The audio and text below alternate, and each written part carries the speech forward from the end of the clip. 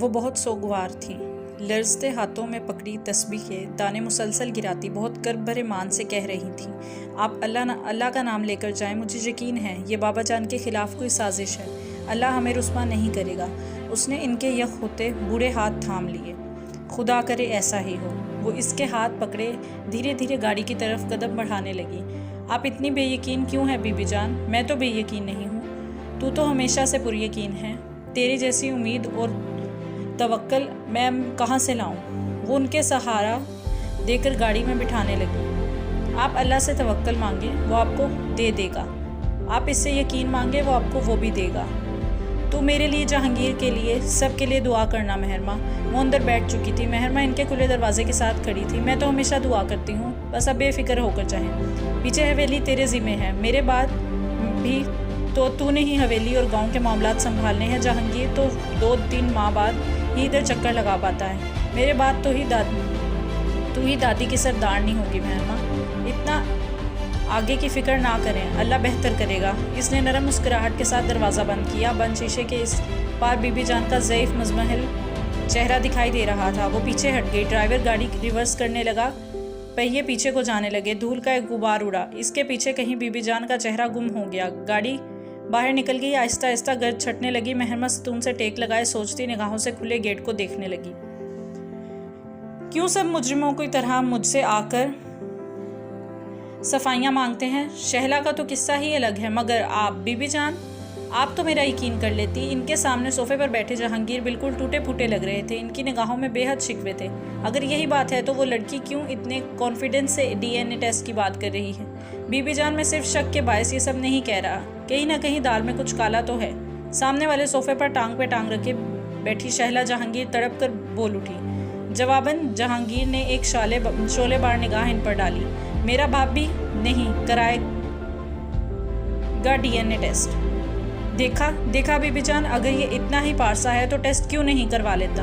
वो चमक कर बोली। बात बीबी जान के दिल को लगी। उन्होंने रुख जहांगीर की तरफ किया। तुम क्यों नहीं टेस्ट करा रहे? बात टेस्ट की नहीं है बीबी जान। आप लोगों को मुझ पर इतना तो यकीन होना चाहिए था कि यूं गैरों की बातों में आकर मुझ पर शक ना करते। क्या कोई भी मुंह उठाकर चला आए, मुझे अपना बाप बताए तो मैं सफाइयाँ देता टेस्ट कराता फिरूंगा? My foot. शहला ने महज एक इज्तमाई नज़र इन पर डाली और होले से सर झटका। मगर जहांगीर, किसी न किसी तरह इस सारे मामले का फैसला तो होना होगा। अगर यही वाहिद रास्ता है तो ऐसा कर लेने में क्या बुराई है? आप समझती क्यों नहीं है बीबी जान? अगर बात बाहर निकल गई तो मेरा कैरियर तबाह हो जाएगा। कितनी बदनामी होगी। ये तो तुम्हें इस बिल्किस से बदकारी करने से पहले सोचना चाहिए था। शहला ज़्यादा देर चुप न रह सकी। और यू शट अप, वो धाड़ रहे थे। शहला ने लड़ाई का वक्त नहीं है। बीबी जान ने खफगी से इन्हें देखा। जाओ इस लड़की को इधर बुलाओ और रज़ा को भी। शहला को ज़रा हैरत हुई, फिर सर झटक कर उठ खड़ी हुई। रज़ा के होने से कोई फ़र्क नहीं पड़ता था। वो बरसों से इनका वफादार मुलाजिम था। अब ना सिर्फ जहांगीर का अस्पताल संभालता था बल्कि रहता भी कोठी के एक बैरूनी कमरे में ही था। आपने रज़ा को क्यों बुलवाया है? शहला के जाने के बाद वो ज़रा हैरत से बीबी जान की जानिब मुड़ा।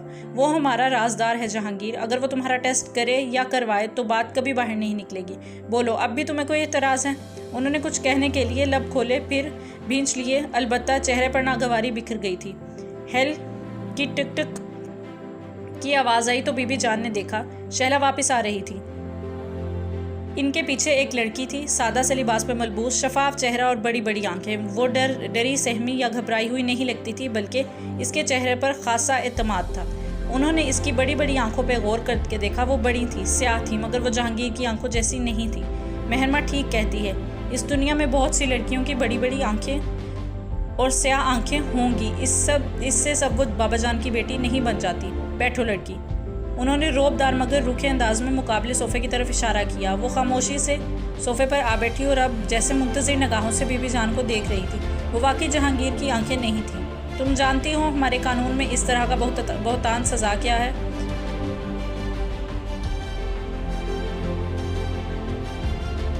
तुम जानती हो हमारे कानून में इस तरह के बहुतान की सज़ा क्या है? जानती हूँ। फिर भी तुमने मेरे बेटे पर बहुतान लगाया। आप अपनी दादी की सरदारनी और आपकी दादी इलाका गैर में है। आपका वहाँ अपना कानून है। आप रोज़ 20 मुकदमे निपटाती हैं। आप मेरी आंखों में देखें और बताएं, क्या बहुतान बांधने वालों के चेहरे इतने पुरसुकून होते हैं? लम्हे भर को ड्राइंग रूम में खामोशी छा गई। रज़ा बहुत आहिस्ता से मिनाल के सोफे की पुश्त पर आ खड़ा हुआ था, मगर अभी कोई इसकी तरफ मुतवज्जा ना था। अब मैं इधर तुम्हारी बातें सुनने नहीं आई लड़की, उन्होंने नागवारी से टोका, मगर लहजा कमज़ोर था। मैं जानती हूँ कि आप फैसला करने आई हैं, तो कीजिए बीबी जान, मैं तैयार हूँ। फैसले के लिए या सज़ा के लिए? दोनों में से इसके लिए जिसमें इंसाफ हो। अगर मुझे जहांगीर शाह की दौलत चाहिए होती तो मैं अदालत में जाती, मगर मुझे इज्जत चाहिए, नाम और प्यार चाहिए, इसलिए आपके घर आई हूँ। मुझे आपसे अदल की उम्मीद है बीबी जान, अदल कीजिए। ये बुला कर के मेरा बाप आपका बेटा है, अदल कीजिए। माय फुट, मैं तुम्हारा बाप नहीं हूँ। जहांगीर तिल मिलाए। तो साबित कीजिए, टेस्ट करवाइए, मैं तैयार हूँ हर टेस्ट, हर इम्तिहान से गुजरने के लिए। वो पूरा एतमाद थी। लड़की, तुम्हें कैसे पता है कि ये तुम्हारा बाप है?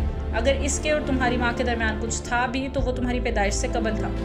वो जो भी थी कई साल चलता रहा था, और वो हर माह का खर्चा पानी भी दिया करते थे। ये मेरा क्यास नहीं है। माँ भी इकरार करती थी और ये भी पहले करते थे। शट अप, वो चिल्लाई। झूठी, मक्कार, अदाकारा, बंद करो ये ड्रामा। मिनाल की आंखें झिलमिलाने लगी। उसने सर झुका लिया। आराम से जहांगीर, अगर ये ड्रामा कर रही है तो वो खुल ही जाएगा। रज़ा, हुक्म बीबी जान। वो मोदब सा हाथ बांधे खड़ा था। तुम जहांगीर और इस लड़की का टेस्ट करवाओगे, और तुम जानते हो ये बात बाहर नहीं निकलनी चाहिए। जो हुक्म बीबी जान। इसने एक निगाह जहांगीर पे डाली जो मुस्तरीब से हो गए थे। मगर बीबी जान, ख्वामखा, ये मेरा हुक्म है जहांगीर। इनका अंदाज़ा अटल था। और लड़की, तुम मेरी बात कान खोल कर सुनो। तुम इसके बाद हमारी वादी की सरदारनी का हर फैसला कबूल करोगी। हम अदल करते हैं, इसका तो तुम्हें यकीन होगा। जी हाँ। इसने सर उठाया और हथेली की पुष्ट से आंसू पहुंचे। मुझे वादी की सरदारनी का हर फैसला कबूल होगा। परसों शाम तक टेस्ट की रिपोर्ट आ जाएगी। मेहरमा, मेरा दिल बहुत ख़राब हो रहा है। इस रात वो बिस्तर में लेटी फ़ोन का रिसीवर कान से लगाई इससे बात कर रही थी। आपको अल्लाह पे यकीन नहीं है बीबी जान? अल्लाह पे है, जहांगीर पे नहीं है। बीबी जान, इसे सदमा सा लगा था। मैं क्या करूं मेहरमा, मुझे बहुत खौफ आ रहा है। मगर आप तो कहती हैं कि इसकी आंखें बाबा जान जैसी नहीं हैं, लेकिन इसका अंदाज़ा वो मुझे खौफ दिलाता है। वादी की सरदारनी एक लड़की से डर गई। मुझे बुरी घड़ी से डर लगता है मेहरमा। अच्छा, आपने दवा खा ली? इसने दानिस्ता मौजू बदल दिया। बस अब सोने ही लगी हूँ। दूध पीकर सोइएगा। वो फ़ोन बंद करने से कबल हदायत देने नहीं भूली थी। उन्होंने मुस्कुराकर रिसीवर रखा और फिर आंखें मूंद ली।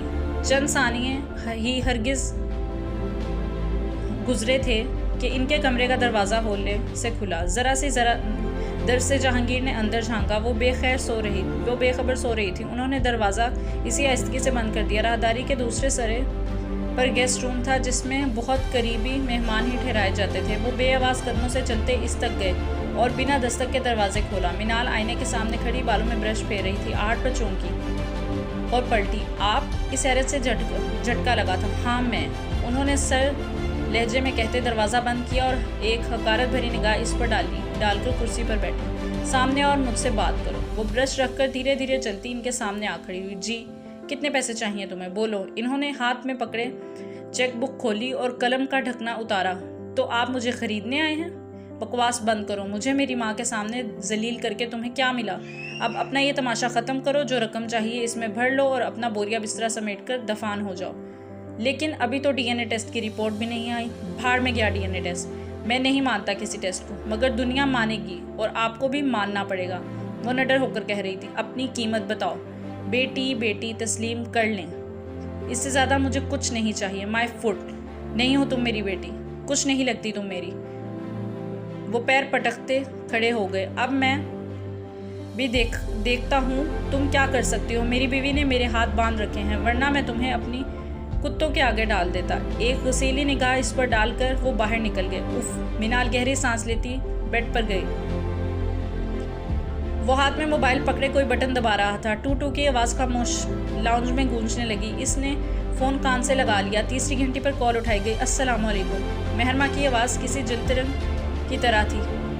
हे मेहरमा, मैं हुसनैन। वो टहलता हुआ मुस्तरिब सा कह रहा था। रज़ा भाई रिपोर्ट्स लेने गए हैं, बस आते ही होंगे। इतने परेशान क्यों हो? क्या तुम नहीं हो?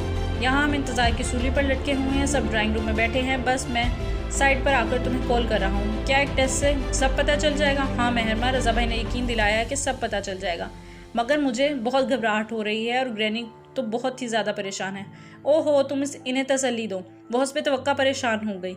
इनको ढारस दिलाओ कि सब ठीक हो जाएगा। दफ़ातन बाहर कार का हॉर्न बजा। हुसनैन ने रुक कर खिड़की से बाहर देखा। रज़ा की ड्राइविंग पर चलती आ रही थी। रज़ा भाई आ गए हैं, मैं चलता हूँ। जो भी रिजल्ट आया तुम्हें कॉल कर बताऊँगा। फ़ोन बंद करके वो ड्राइंग रूम में आ गया। बड़े सोफे पर बीबी जान खामोश सी बैठी थी। हाथ में पकड़ी तस्बीह के दाने मुसलसल गिर रहे थे। इनके साथ सोनी हथेलियों पर चेहरा गिराए बैठी थी। एक तरफ सिंगल सोफे पर शहला मुस्तरिब से पहलू बदल रही थी। इनके मुकाबिल सोफे पर जहांगीर बराजमान थे। बेजारियत इनके चेहरे से अयां थी। कोने में एक कुर्सी पे वो सपाट चेहरा लिए बैठी थी, वो जो इस सारे फसाद की जड़ थी। हसनैन ने बेख्तियार सोचा, बीबी जान के दूसरी तरफ आकर बैठ गया। कदमों की आवाज़ सुनाई दी। सब मुंतजिर से जालीदार पर्दे को देखने लगे। दफातन इसके पीछे रज़ा का वजूद दिखाई दिया। फिर इसने हाथ से वो पर्दा हटाया। आओ रज़ा। बीबी जान की तस्बीह के दाने मजीद तेज़ी से गिरने लगे। वो हाथ में रिपोर्ट्स का खाकी लिफाफा थामे जहांगीर शाह के सोफे के करीब आकर खड़ा हो गया। इसके चेहरे पे कुछ था जो बीबी जान का दिल दहला रहा था। क्या कहती हैं रिपोर्ट्स? शहला रह ना सकी। रज़ा ने एक नज़र कोने में बैठी मीनाल को देखा, फिर लिफाफे से चंद कागज़ निकाले। मैंने सैंपल 3 लेबॉर्ट्रीज में दिए थे। वो निगाहें झुकाए मौदब सा खड़ा कह रहा था, आप देख सकती हैं। अगर ये वाली लकीरें यूँ मिलें तो एक रिपोर्ट दिखाता कहने लगा, मगर बीबी जान ने टोक दिया। तफसीलात छोड़ो, ये बताओ कि क्या ये लड़की जहांगीर की बेटी है? वो खामोश हो गया। एक नज़र जहांगीर को देखा जो ज़ब्त के इंतहाओं पे थे, और फिर सर झुका दिया। हकीकत तो अल्लाह बेहतर जानता है। मैं आपका अदना मुलाजिम हूँ बीबी जान। हुक्म की तामील की है। इन रिपोर्ट्स के मुताबिक बाप और बेटी हैं। और बीबी जान को लगा छत फट गई है। ड्राइंग रूम में सन्नाटा छा गया है, मौत का सन्नाटा। रज़ा ने आहिस्तगी से रिपोर्ट्स मेज़ पर रख दी। मैंने कमदार और इसकी बेटी के नाम पे रिपोर्ट्स तैयार की हैं। ये बाप और बेटी हैं। मैंने कमदार और इसकी बेटी के नाम पे रिपोर्ट्स तैयार की हैं। आप बेफिक्र रहें, बात बाहर नहीं निकली, ना निकलेगी। आप चाहें तो दोबारा कहीं और से टेस्ट करवा लें। आगे जो आपका हुक्म है, मैं हाजिर हूँ। अब भी कोई कुछ ना बोलेगा? शहला दंग बैठी थी। जहांगीर गोया सत्ते में था, और बीबी जान इनका रंग नुचड़ चुका था। सफ़ेद लाश के माने चेहरा लिए यकटक रज़ा को देख रही थी। अब बताइए, वादी की सरदारनी का क्या फ़ैसला है? इसके बाद सरदारनी का जो फैसला होगा मुझे मंजूर होगा। वो रंधी हुई आवाज़ में पूछ रही थी।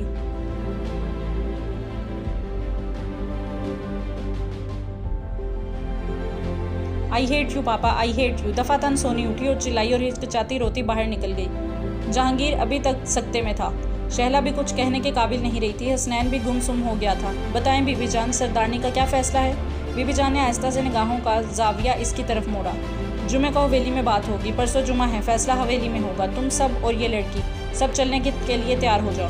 फिर वो आहिस्ता से उठी और छोटे छोटे कदम उठाती दरवाजे की जानिब बढ़ने लगी। उसने फ़ौरन सहारा देने के लिए आगे बढ़ा, मगर उन्होंने इसका हाथ झटक दिया। शहला का सकता इनके वहाँ से निकलते ही टूट गया। सारी ज़िंदगी तुम मुझे धोखा देते आए हो। अब और नहीं जहांगीर, मैं डैडी के पास लंदन जा रही हूँ। खुला का नोटिस भी तुम्हें जल्द ही मिल जाएगा। सनी, तुम और सोनी अगर चलना चाहो तो ठीक है, नहीं तो भाड़ में जाओ मेरी तरफ से। वो तन फन करती दहलीज पार कर गई। जहांगीर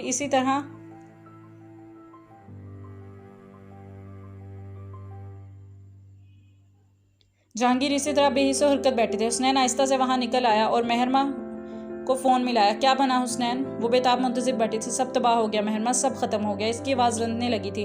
मगर क्या हुआ है? वो पापा की बेटी है, रिपोर्ट ने तस्दीक कर दी है। चंद लम्हों के लिए फ़ोन लाइन मुर्दा हो गई। बेसांस बे आवाज़ खामोश। मेहरमा, हाँ मैं इधर हूँ, ठीक हो जाएगा सब। बीबी जान ने क्या कहा?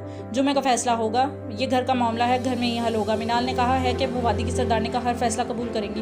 वो लॉन्ज में खड़ा था। इससे सामने शहला के बेडरूम का आधा खुला दरवाज़ा दिखाई दे रहा था। अलमारियों के पट खुलने बंद होने की आवाज़ें आ रही थी। बैग का जिप चढ़ाने की आवाज़ आ रही थी। साथ में ऊंची बड़बड़ाहटी। मम्मी घर छोड़कर जा रही हैं, वो खुला ले रही हैं। और सोनी, वो कहती है इसे पापा से नफरत है। मेहरमा, हम क्या करें? हमारा तो पूरा घर बिखर गया है। मुझे पता चला सोनी अब पापा की जिद में मम्मी के साथ चले जाएगी। एकदम वो बोलते बोलते रुका। इसे किसी के गिरने की आवाज़ आई थी। क्या हुआ हुसनैन? 1 मिनट ठहरो। तभी राहदारी की दूसरी तरफ आवाज़ों का शोर बुलंद हुआ। फ़ोन इसके हाथ से फिसल गया। वो बदहवास सा इस तरफ भागा। Hello hello.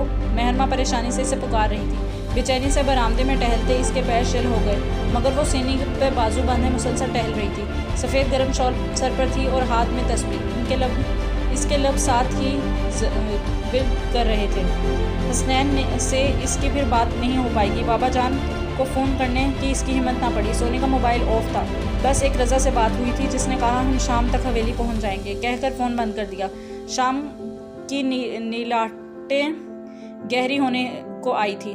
चरिंद परिंद अपनी उदास गीत गुनगुनाते आशियानों को लौटने लगे थे। वो कब से जनान खाने के बरामदे में चक्कर काट रही थी। दिल में अजीब अजीब से वसवसे आ रहे थे। सभी गेट के पार हॉर्न बजा वो चौंक उठी। यके बाद दीगर 2 गाड़ियां अंदर दाखिल हुई। आगे बाबाजान की पराडो थी जिससे वो फौरन निकले थे। साथ ही बाहर दरवाज़ा खोलकर शहला, हसनैन और सोनी बाहर आए थे। वो सब तेज़ी से इसकी तरफ बढ़ रहे थे, मगर वो पिछली गाड़ी की तरफ देख रही थी जिसमें से रज़ा के पीछे एक लड़की निकली थी। स्याह शॉल ओढ़े, लब भिंचे, सपाट चेहरा। वो इधर उधर गर्दन मोड़ती अतराफ का जायजा ले रही थी। मेहरमा हुसनैन इसके करीब आ रहा था।